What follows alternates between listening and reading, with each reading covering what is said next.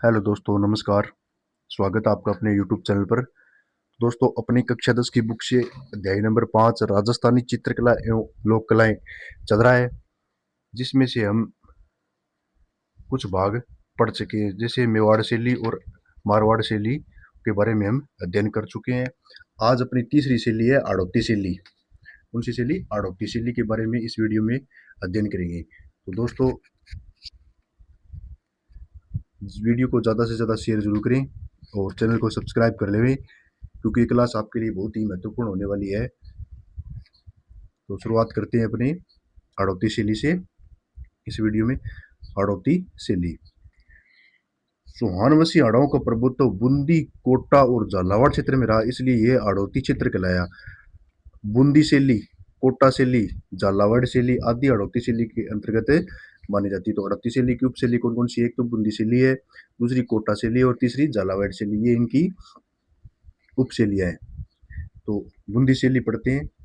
चित्रकला की बूंदी शैली मेवाड़ चित्रकला से प्रभावित थी। तो चित्रकला की बूंदी शैली है वो किससे प्रभावित थी? मेवाड़ की चित्रकला से प्रभावित थी। समय समय पर बूंदी शैली में चित्रण, ग्रंथ चित्रण एवं लघु चित्रों के माध्यम से इतना चित्रण हुआ कि आज संसार भर के संग्रहालय में बूंदी शैली के चित्र मिलते हैं।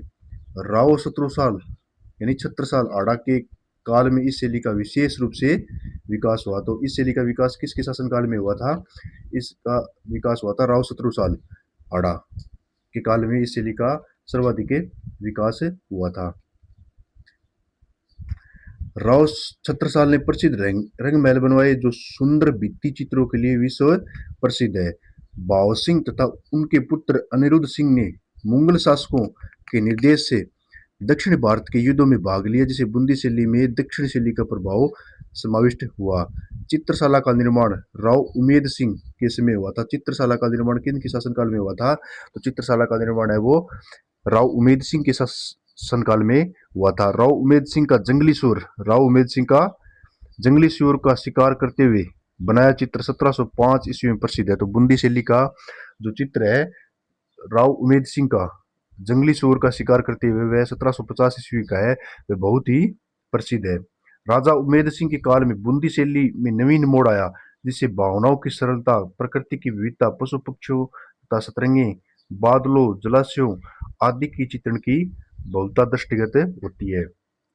बूंदी शैली की आकृति, बूंदी शैली की आकृति लंबी, शरीर पतले, क्षत्रियों के अधर लाल, मुख गोलाकृत और चिबुक पीछे की ओर झुके हुए झुकी हुई छोटी होती है।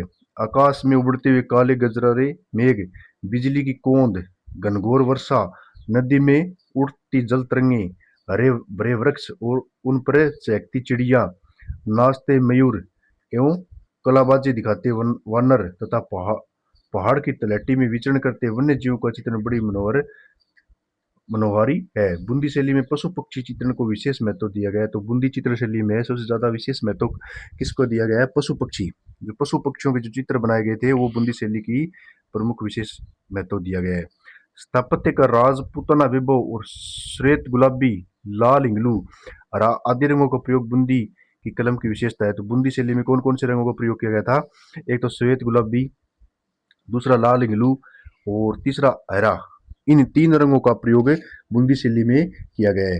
राग रागनी, राग रागनी, नायिका भेद, ऋतु वर्णन, बारह मासा, कृष्ण लीला, दरबार, शिकार, हाथियों की लड़ाई, उत्सव, अंकर आदि शैली के चित्रधार रहे हैं। इस शैली के चित्रकारों में सुरजन, अहमद अली, रामलाल, श्री किशन और साधुराम मुख्य थे। तो बूंदी शैली के चित्रकार कौन कौन थे? दोस्तों, बूंदी शैली के चित्रकारों में एक तो थे सुरजन, दूसरा अहमद अली, तीसरा रामलाल और चौथा किशन सिंह और साधुराम। ये पांच मुख्य चित्रकार बूंदी शैली के थे। ये बहुत ही महत्वपूर्ण याद करने योग्य फैक्ट है। तो इसको हमने हाईलाइट भी कर रखा है। जो जो महत्वपूर्ण बिंदु है उनको हाईलाइट कर रखा है। अगली शैली है कोटा शैली।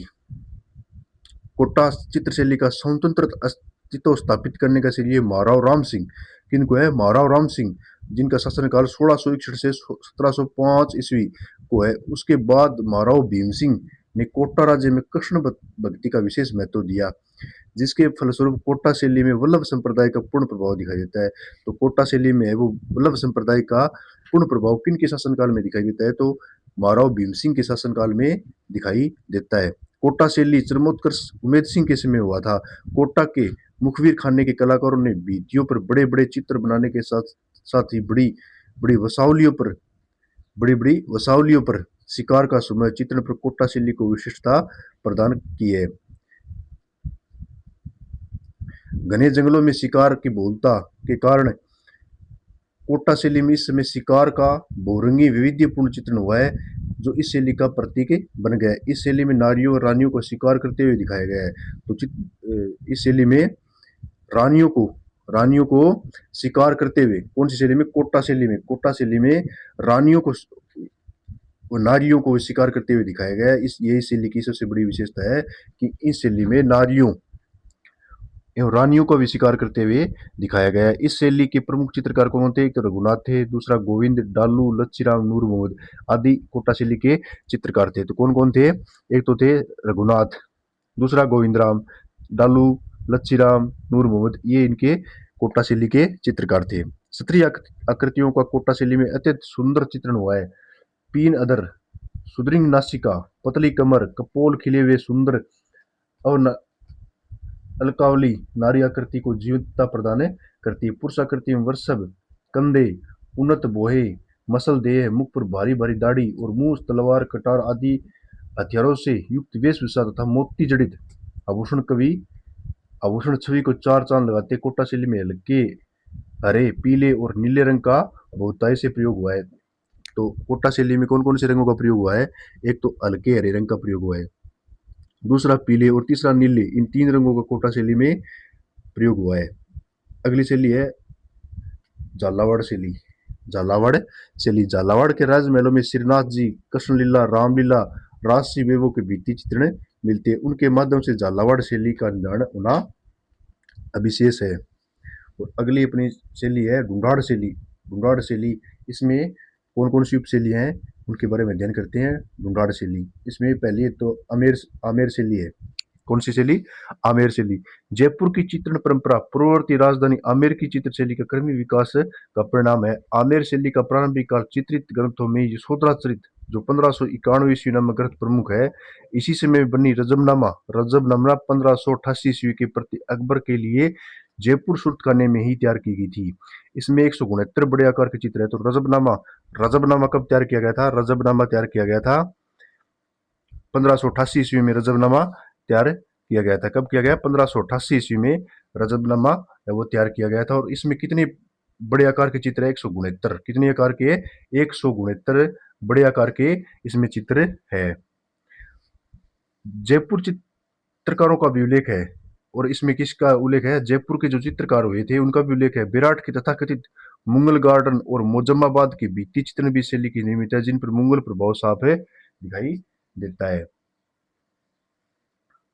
आमेर चित्रशैली का दूसरा महत्वपूर्ण चरण मिर्जा राजा जय सिंह, इनका शासनकाल था 1621 से 1667 ईस्वी के राज्यकाल से प्रारंभ होता है। मिर्जा राजा जय सिंह ने रसिक प्रिया और कृष्ण रुक्मिणी वेली नामक ग्रंथ अपनी रानी चंद्रावती के लिए 1639 ईस्वी में बनवाए थे। तो मिर्जा जो राजा जय सिंह हुए थे, उन्होंने एक तो रसिक प्रिया और दूसरा कृष्ण रुक्मिणी नामक ग्रंथ किसके लिए लिखवाए थे? अपनी रानी चंद्रावती के लिए सन 1639 ईस्वी में बनवाए थे। इसमें कृष्ण और गोपियों का युगल स्वरूप लोक शैली में चित्रण है। आमेर की में ही मिर्जा राजा जय सिंह ने 1639 ईस्वी में गणेश गोपाल का निर्माण करवाया, जो भित्ति चित्रों व अलंकारों से सुसज्जित है। अगली शैली अपनी जयपुर शैली ढूंढाड़ शैली की दूसरी उपशैली है जयपुर शैली। महाराजा सवाई जयसिंह प्रथम का काल कला की उन्नति की दृष्टि से अर्थों में महत्वपूर्ण रहा है। उन्होंने अपने राज चिन्हों, कोष, राजमर्रा की वस्तुएं, कला खजाना, साज सामान आदि सुव्यवस्थित ढंग से संचालित करने हेतु 36 कारखानों की स्थापना की। तो 36 कारखानों की स्थापना किसने की थी? महाराजा जय सिंह ने 36 कारखानों की स्थापना की, जिनमें से एक तो सूरत खाना है। यहाँ चित्रकार चित्रों का निर्माण करते थे। इसी समय रसिक प्रिया, कवि प्रिय, गीत गोविंद, बारहमासा, नवरस और रागमाला चित्रों का निर्माण हुआ। महाराजा सवाई ईश्वरी सिंह के समय चित्र सर्जन केंद्र सूरत खाना आमेर से हटकर कहाँ चला गया था? जयपुर चला गया था। इसके समय में साहिब राम और लालचंद नामक चित्रकारों ने प्रशंसनीय कार्य किया है। तो प्रशासनिक कार्य एक स्वाई ईश्वरी सिंह महाराजा स्वाई ईश्वरी के समय दो चित्रकार थे, एक तो थे लालचंद और दूसरे कौन थे, साहिबराम। इन दो चित्रकारों ने बहुत ही सराहनीय काम किया था। इसमें साहिबराम ने बड़े व्यक्ति यानी आदमकद पोर्ट्रेट बनाकर चित्रकला में नई परंपरा डाली और लालचंद ने जानवरों की लड़ाई, जानवरों ने कौन से चित्र बनाए, जानवरों, लालचंद ने जानवरों की लड़ाई के अनेक चित्र बनवाए।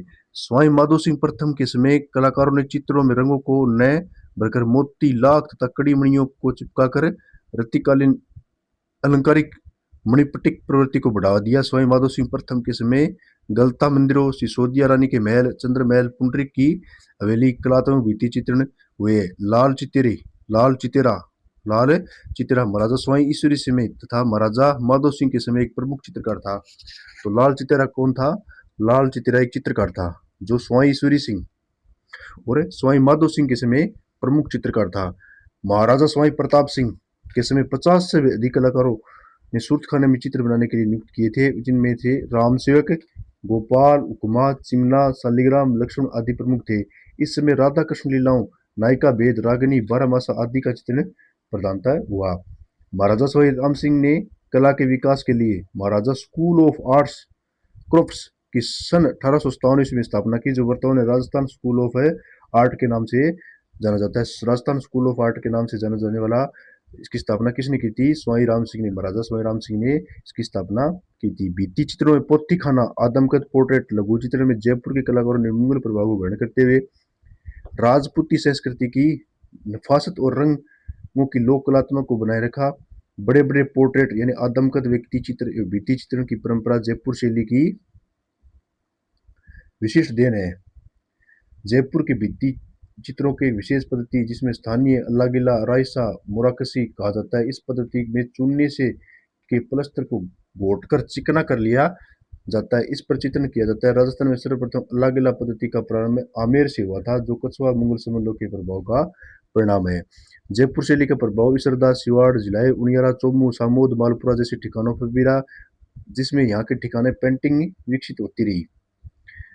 तो दोस्तों, जो जो महत्वपूर्ण बिंदु है उसको मैंने हाईलाइट कर रखा है।